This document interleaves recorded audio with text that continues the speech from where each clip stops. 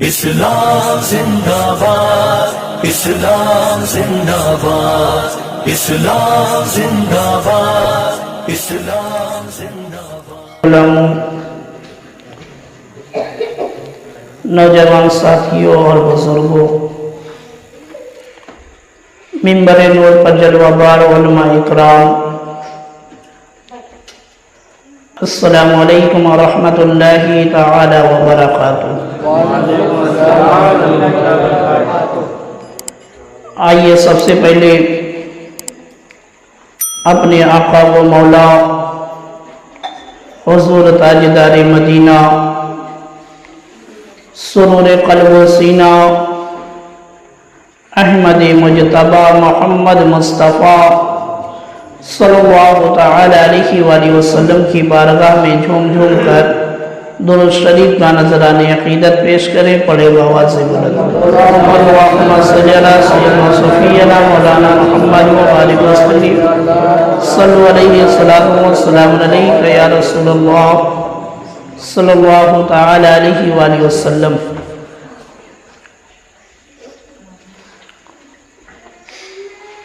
ہمارے معاشرے کے اندر کم علمی کی وجہ سے بہت ساری بیماریاں جو ہے، بہت سارے خرافات جنم لیتے جا رہے ہیں، اور بیماریاں ایسی کی جو ایمان کے لیے کینسر کا کام کرتی ہے۔ ایسی بیماریاں، ایسے خرافات نام نہاد مسلمان جو ہے وجود میں لاتے چلے جا رہے ہیں، جن کا نہ شریعت سے کوئی تعلق ہے، نہ اسلام سے دور دور تک کوئی تعلق ہے۔ انہی بیماریوں میں ایک بہت بڑی بیماری ہے جس کا نام ہے منت۔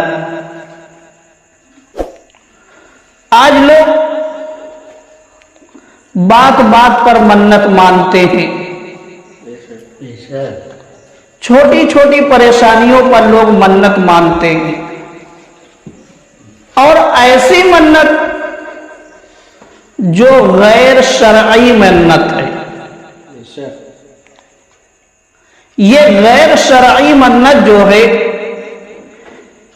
اتنی تیزی کے ساتھ ہمارے گھروں کے اندر داخل ہوتی چلی جا رہی ہے کہ لوگ نا علم ہونے کی وجہ سے جو ہے منت تو مانتے ہیں، مگر ایسی منت جو ہمارے ایمان کو بھی نقصان پہنچاتی ہے اور ہمارے معاشرے کو بھی نقصان پہنچاتی ہے۔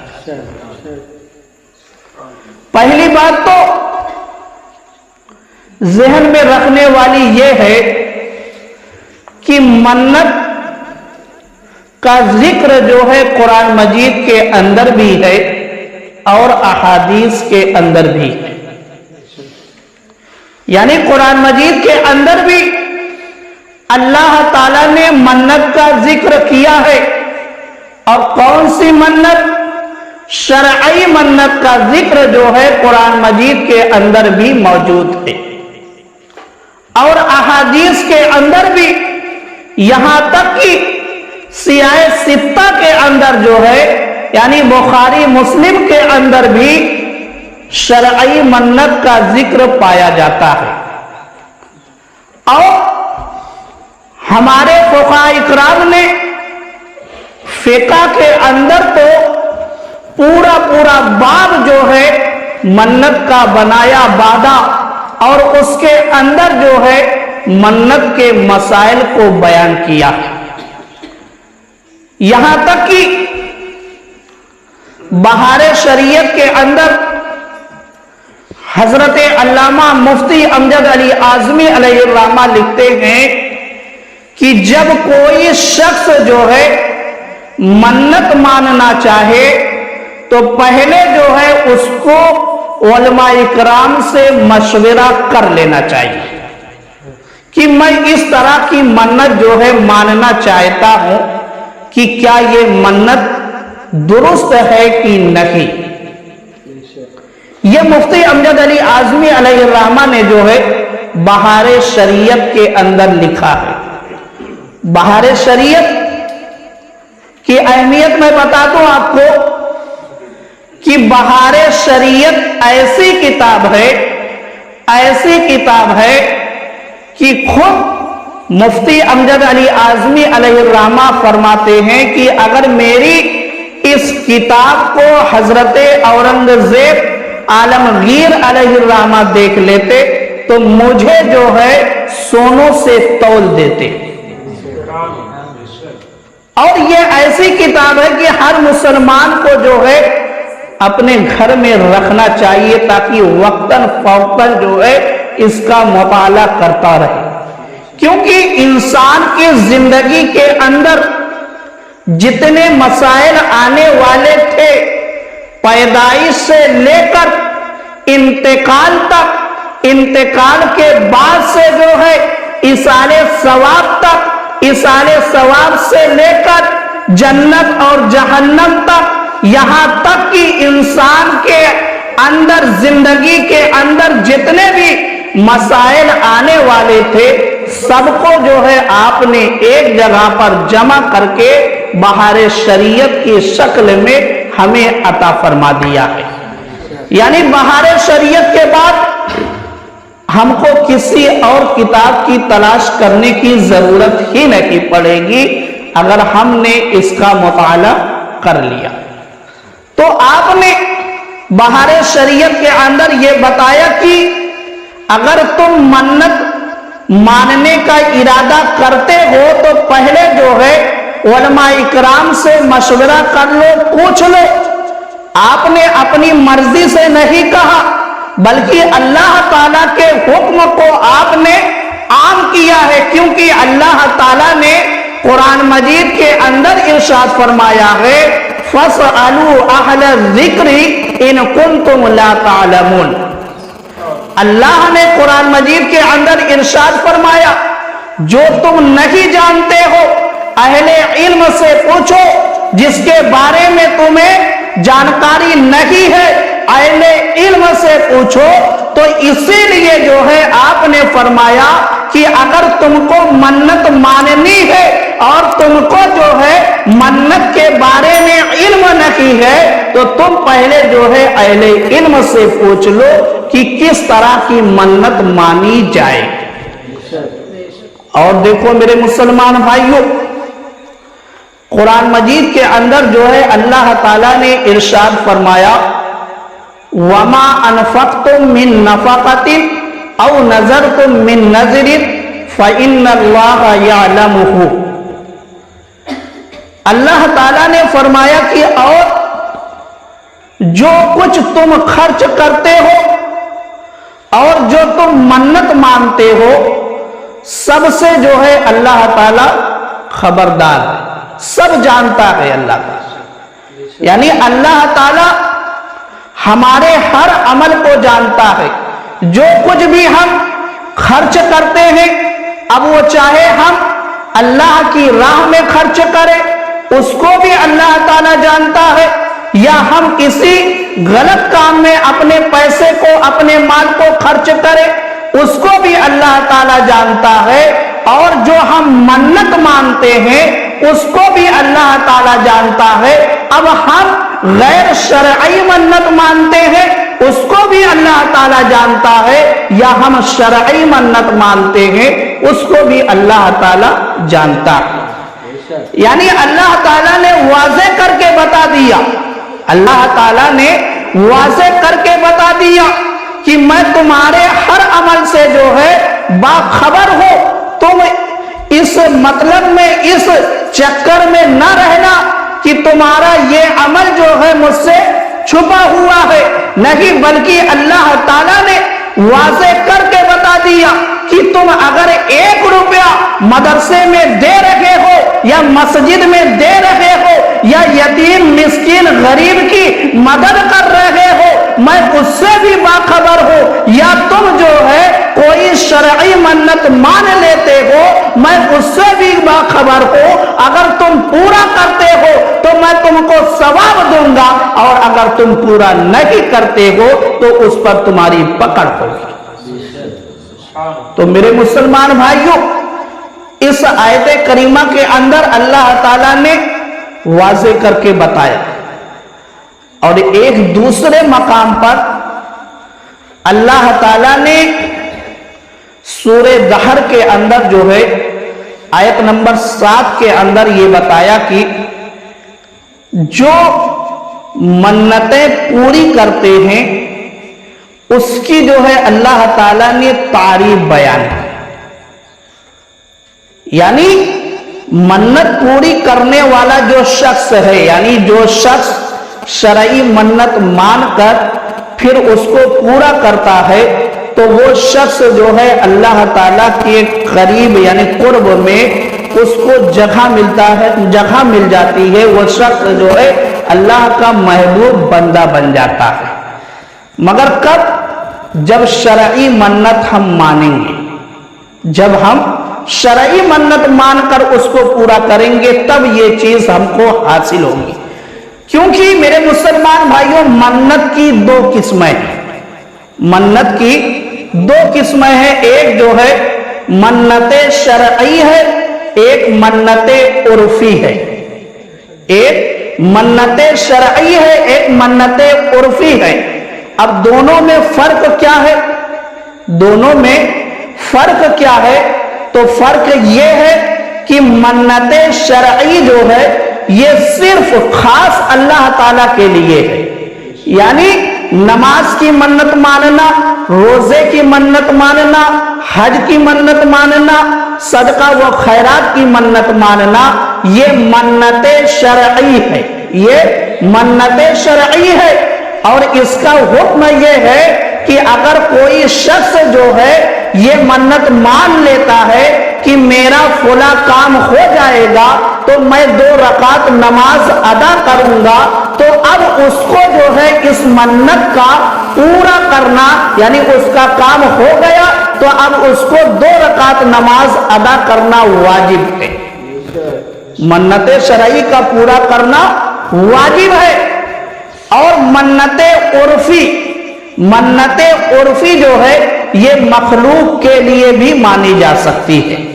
جیسے کسی نے یہ منت مانی کہ میرا فلاں کام ہو جائے گا تو میں فلاں بزرگ کی مزار پر چادر چڑھاؤں گا، یا میرا فلاں کام ہو جائے گا تو میں فلاں بزرگ کے مزار پر جا کر فاتحہ خوانی کروں گا، یا میرا فلاں کام ہو گیا تو میں محفل میلاد رچاؤں گا، سجاؤں گا۔ تو یہ منت عرفی ہے، یہ منت عرفی ہے۔ اور اس کا حکم کیا ہے؟ اس کا حکم یہ ہے کہ اگر آدمی کرتا ہے تب بھی اچھی بات ہے، اور اگر نہیں پورا کرتا ہے کوئی اس پر پکڑ نہیں ہے۔ یعنی اگر آدمی پورا کر دیتا ہے، یعنی اگر کسی نے چادر چڑھانے کی منت مان لی اور اس کا کام ہو گیا تو اب اگر وہ چادر چڑھا دیتا ہے تو اس نے بہتر کام کیا، اچھا کام کیا، اس نے بہتر کام کیا، اچھا کام کیا۔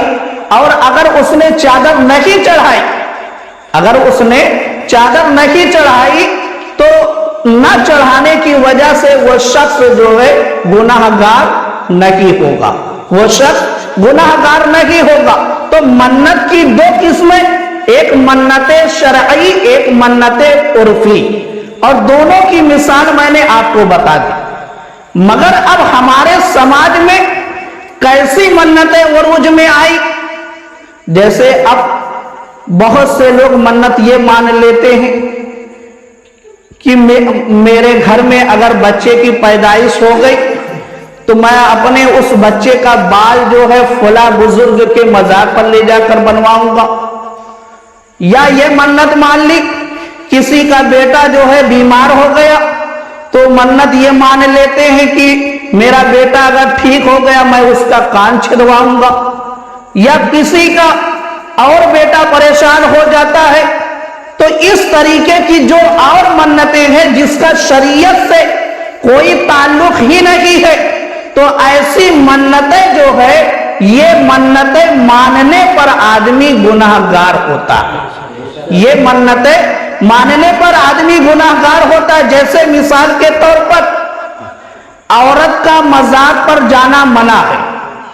عورت کا شریعت کے اندر مزار پر جانا منع ہے. اب اگر کوئی عورت یہ منت مان لے کہ میرا فلاں کام جو ہے ہو جائے گا تو میں فلاں بزرگ کی مزار پر چادر چڑھاؤں گا، اور اس کا کام ہو گیا، تو اب وہ عورت کرے کیا؟ اگر وہ مزار پر جاتی ہے، اگر وہ مزار پر جاتی ہے تو وہ عورت گناہگار ہوگی، کیونکہ شریعت نے عورت کو مزار پر جانے سے منع کیا ہے. اور اس نے منت کیا مانی ہے؟ منت عرفی. منت عرفی اس نے مانی ہے. اس لیے منت عرفی کے لیے وہ ہرگز جو ہے مزار پر نہیں جا سکتی، کیونکہ شریعت نے منع کیا ہے. اور جس کام سے شریعت نے روکا ہے وہ منت ماننے سے وہ چیز جائز نہیں ہو جائے گا، وہ چیز یعنی وہ کام جو ہے حلال نہیں ہو جائے گا، وہ کام جو ہے جائز نہیں ہو جائے گا، کیونکہ جس چیز کو شریعت نے حرام کر دیا ہے وہ منت سے ہرگز جو ہے حلال نہیں ہوگا. تو اب عورت کو مزار پر جانے کے لیے منع کیا گیا ہے، تو اب وہ عورت اگر مزار پر جائے گی تو گناہگار ہوگی.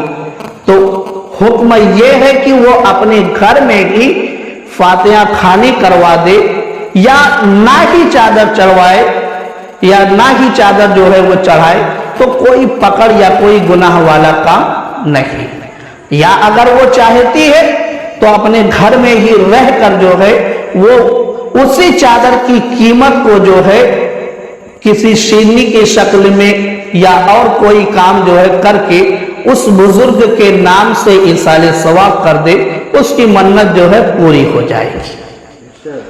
اور میرے مسلمان بھائیوں دیکھو، بہت سے لوگ یہ منت مانتے ہیں کہ کسی مزار پر چلے گئے، وہاں پر دھاگا باندھ دیا، دیکھا ہوگا آپ نے، تالا لگا دیا، کسی پیڑ میں دھاگا باندھ دیا. یہ سب صرف خرافات ہے، یہ سب صرف خرافات ہے. ان سب چیزوں کا جو ہے شریعت سے کوئی تعلق ہی نہیں ہے. میرے مسلمان بھائیوں، منت صرف وسیلہ ہے. ایسا نہیں کہ منت ہماری تقدیر کو بدل دیتی ہے، نہیں، منت صرف وسیلہ ہے. اسی لیے منت شرعی سے جو ہے اللہ کا قرب حاصل ہوتا ہے. منت شرعی سے اللہ کا قرب حاصل ہوتا ہے. یعنی ہم نماز کے وسیلے سے، اگر ہم نے نماز کی منت مانی تو نماز کے وسیلے سے ہم اللہ کی بارگاہ میں دعا کر رہے ہوتے ہیں کہ مولا میرا فلاں کام ہو جائے گا تو میں اتنی رکعت نماز پڑھوں گا. ایک طرف تو شکرانہ ہو جاتا ہے اور دوسری طرف جو ہے یہی منت وسیلہ بن جاتی ہے، دوسری طرف وسیلہ بن جاتی ہے. تو میرے مسلمان بھائیوں، کہنے کا مقصد یہ ہے کہ اگر آپ منت ماننے کا ارادہ کریں تو پہلے منت کا علم حاصل کریں، ورنہ آپ اپنے ایمان سے بھی ہاتھ دھو سکتے ہیں. کیونکہ آج کل لوگوں کا یہ عقیدہ جو ہے اتنا کمزور ہو گیا ہے، اتنا کمزور ہو گیا ہے کہ ذرا سا جو ہے بیٹا بیمار کیا ہوا، لوگ ایسے ایسے کام کرنے لگتے ہیں. میرے مسلمان بھائیوں یاد رکھنا، اللہ نے قرآن مجید کے اندر ارشاد فرمایا ہے وَلَنَبْلُوَنَّكُمْ بِشَيْءٍ مِّنَ الْخَوْفِ وَالْجُوعِ وَنَقْصٍ مِّنَ الْأَمْوَالِ وَالْأَنفُسِ وَالثَّمَرَاتِ. اس آیت کریمہ کے اندر اللہ نے فرمایا کہ میں تمہاری اولاد سے بھی تمہارا امتحان لوں گا، تمہاری اولاد سے بھی میں تمہارا امتحان لوں گا. تو ہماری اولاد جب بیمار ہوتی ہے تو ہم امتحان میں مبتلا ہو جاتے ہیں، اور اگر ہم نے امتحان کی حالت میں جو ہے صبر کے دامن کو چھوڑ دیا، صبر کے دامن کو چھوڑ دیا، اور ہم نے کوئی ایسا کام کر لیا جو کام شریعت کے خلاف ہے، تو ہم گناہگار بھی ہوتے ہیں، اور کبھی کبھی ہم جو ہے ایسے کام کرنے کی وجہ سے جس سے شریعت نے منع کیا ہے ایمان سے بھی ہاتھ دھو بیٹھتے ہیں۔ جیسے مثال کے طور پر کسی کا بیٹا بیمار ہوا تو لوگ اوجھا اور سوکھا کے پاس چلے جاتے ہیں، اوجھا سوکھا کے پاس چلے جاتے ہیں۔ اب شریعت میں اس کا حکم کیا ہے؟ میرے آقا نے فرمایا کہ جس نے کسی کاہن یعنی اوجھا سوکھا کو اپنا ہاتھ دکھایا اس کی 40 دن کی نماز مقبول نہیں ہوتی، اس کی 40 دن کی جو ہے نمازیں قبول ہی نہیں ہوتی، اور اگر اس نے اس کی بتائی ہوئی باتوں کو سچ مان لیا، اگر کسی نے اس کی جو وہ ہاتھ کی ریکھا دیکھ کر یا اور چیزوں کو دیکھ کر وہ بتاتا ہے، اگر کسی نے اس کو سچ مان لیا تو وہ جو ہے شخص اپنے ایمان سے بھی ہاتھ دھو بیٹھتا۔ تو میرے مسلمان بھائیوں، امتحان کی گھڑی میں خود کو بچا کر رکھنا، اپنے ایمان کی حفاظت کرنا سب سے اہم چیز ہے، اور جب تک ہم کو علم نہیں ہوگا ہم اپنے ایمان کی حفاظت نہیں کر سکتے، اپنے ایمان کی حفاظت نہیں کر سکتے ہیں۔ میرے مسلمان بھائیوں، یہ مصیبتیں، بچوں کی بیماریاں، یہ صرف ہمارے اوپر ہی نہیں یا ہمارے سامنے ہی نہیں آتی تھی، بلکہ ہمارے اسلاف نے بھی منت مانی ہے اپنی اولاد کے لیے، اپنی اولاد کی شفا یابی کے لیے، مگر انہوں نے کس طریقے سے منت مانی ہم کو ان کی سیرت سے سبق لینا چاہیے۔ آؤ دیکھو، سورہ دہر کی آیت نمبر 8-9 ہے، اس کے اندر ایک واقعہ جو ہے اللہ تعالیٰ نے بیان کیا ہے۔ وہ واقعہ یہ ہے کہ ایک مرتبہ جو ہے حسنین کریمین نواسے رسول بیمار ہو گئے، اور بہت زیادہ بیمار ہو گئے، اور جب بہت زیادہ بیمار ہو گئے تو حضرت فاطمہ اور حضرت علی اور حضرت فضہ، یہ تینوں جو ہے تینوں نے یہ منت مانی کہ حسنین کریمین اگر ٹھیک ہو جائیں گے تو ہم لوگ جو ہے 3 روزہ رکھیں گے، 3 روزہ رکھیں گے۔ ہماری ماں بہنیں جو ہے منت مانتی ہے تو ایسی خرافات والی روزہ نماز کی منت نہیں مانیں گی، کیونکہ اس میں محنت کرنی پڑے گی۔ وہ تو ایسی ایسی منتیں مان لیتی ہے کہ جس کا نہ سر ہو نہ پیر ہو، جس کا نہ سر ہو نہ پیر ہو، جو کہ شریعت نے منت جو ماننے کا جو طریقہ ہم کو سکھایا ہے، جو منت شرعی ہے وہ یہی ہے کہ روزے کی منت مانی جائے، زکوٰۃ یعنی صدقہ و خیرات کرنے کی منت مانی جائے، غریبوں یتیموں مسکین کی مدد کرنے کی منت مانی جائے، مگر یہ سب منتیں لوگ نہیں مانتے، تلاوت قرآن کی نہیں مانتے، کیونکہ ان سب کاموں میں محنت کرنی پڑے گی۔ جو آسان ہے اس کو لیتے ہیں، جو آسان ہے اس کو لیتے ہیں، محنت والی منت کو نہیں لیتے۔ مگر دیکھو میرے آقا کے گھر میں جو منت مانی گئی وہ کتنی بے مثال منت ہے۔ جب حسنین کریمان بیمار ہوئے تو شفا یابی کے لیے 3 روزے کی منت مانی گئی۔ اب اللہ تعالیٰ نے حسنین کریمین کو جو ہے شفا دے دی، دونوں صحت یاب ہو گئے، بیماری دور ہو گئی۔ اب وقت آیا منت پوری کرنے کا، وقت آیا منت پوری کرنے کا، تو حضرت علی رضی اللہ تعالی عنہ آپ جو ہے ایک یہودی کی باغ میں کام کیا کرتے تھے۔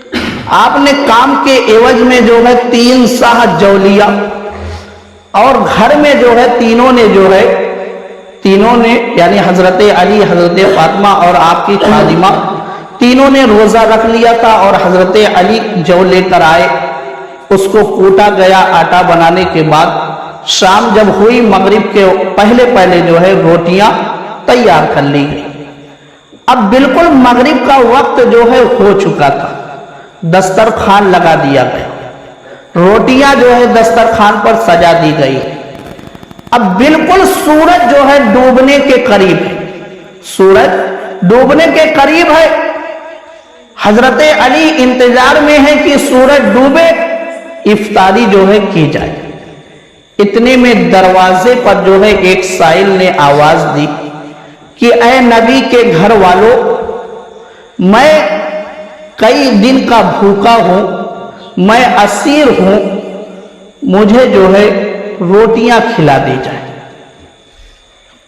جب یہ آواز حضرت فاطمہ کے کانوں تک پہنچی، حضرت فاطمہ نے دسترخوان سے روٹیوں کو لیا اور لینے کے بعد جو ہے حسنین کریمین کے ہاتھوں سے سائل تک پہنچا دیا۔ سورج جو ہے ڈوب گیا، تینوں نے افطاری جو ہے پانی سے کر لی۔ ایک دن کا تو روزہ جو ہے مکمل ہو گیا۔ اسی لیے میں کہتا ہوں حضرت علی کو ماننا آسان ہے، حضرت علی کی ماننا بہت مشکل ہے۔ اب دوسرے روزے کی تیاری جو ہے شروع ہو جاتی ہے۔ اب دوسرا روزہ رکھ لیا گیا، پھر دوسرے دن مغرب سے پہلے روٹیاں تیار کر لی گئی، دسترخوان لگا دیا گیا اور دسترخوان پر روٹیاں جو ہے سجا دی گئی، اور سورج بالکل ڈوبنے کے قریب ہے۔ پھر ایک سائل آ جاتا ہے اور اس نے آواز دی، اے نبی کے گھر والوں، میں یتیم ہوں، کچھ کھانا دے دیا جائے، کچھ روٹیاں جو ہے دے دی جائے۔ یہ آواز پھر حضرت فاطمہ کے کانوں تک پہنچی۔ حضرت فاطمہ نے تمام روٹیوں کو لیا اور حسنین کریمین کے ہاتھوں سے جو ہے سائل تک پہنچا دیا۔ دوسرا روزہ بھی پانی سے جو ہے افطاری ہو گئی۔ اب تیسرا روزہ رکھ لیا گیا، آخری روزہ ہے منت کا، 2 دن ہو چکے ہیں، ایک لقمہ بھی پیٹ میں نہیں گیا ہے، پانی سے افطاری ہو رہی ہے، پانی سے سحری ہو رہی ہے، یعنی پانی پر ہی چل رہا ہے سارا معاملہ۔ تیسرے روزے کی نیت ہو گئی، تیسرے روزے کی نیت ہو گئی، روزہ رکھ لیا گیا۔ اب تیسرا روزہ جب مکمل ہونے کے قریب پہنچا، یعنی مغرب سے پہلے، پھر روٹیاں تیار کی گئی اور دسترخوان لگایا گیا۔ دسترخوان لگانے کے بعد اس پر روٹیاں سجائی گئی۔ سورج بالکل ڈوبنے کے قریب ہے، لوگوں کی نظر جو ہے سورج پر ہے کہ سورج ڈوبے، افطاری کی جائے۔ مگر اب دیکھو میرے مسلمان بھائیوں، سورج پر نظر لوگوں کی ٹکی ہوئی ہے کہ افطاری کی جائے، سورج ڈوبے افطاری کی جائے۔ مگر اتنے میں پھر جو ہے دروازے پر ایک سائل آ جاتا ہے اور اس نے کہا کہ میں مسکین ہوں، اے نبی کے گھر والوں، میں مسکین ہوں، تھوڑا سا کھانا جو ہے کھلا دیا جائے، روٹیاں کھلا دی جائے۔ اب میرے مسلمان بھائیوں، آج کا مسلمان ہوتا کیا کہتا؟ یہی کہتا کہ 2 دن تو خیرات کر دیا گیا، صدقہ کر دیا گیا، 2 دن تو مدد کر دی گئی، آج نہیں کی جائے گی، آج ہم خود کھائیں گے۔